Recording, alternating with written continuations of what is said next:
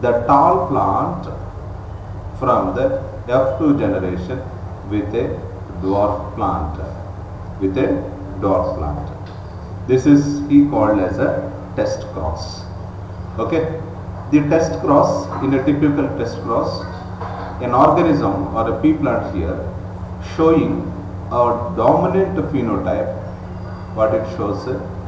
Dominant phenotype. It shows dominant phenotype, and whose genotype is to be determined.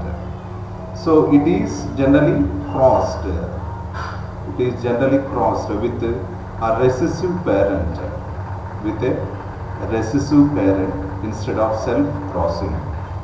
And the progenesis of such cross can easily be analyzed to predict the genotype of the test cross.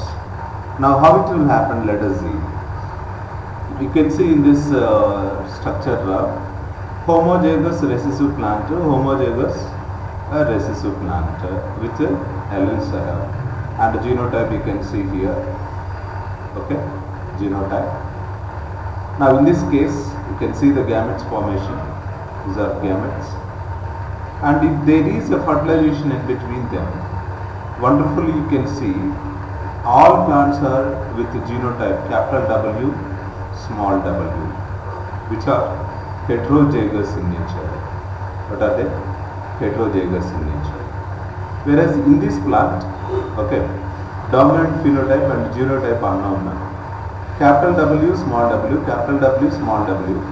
These two plants are generally heterozygous in nature, whereas the remaining 50% plants are homozygous in nature.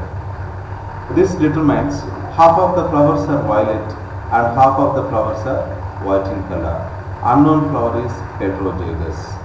The unknown flower is heterozygous. And interpretation here you can see all flowers are with violet color. Unknown flower is homozygous dominant. Why? Because we received all the homozygous plants in the present generation. After this you can see there is one more important concept, topic, that is incomplete dominance. The inheritance of a flower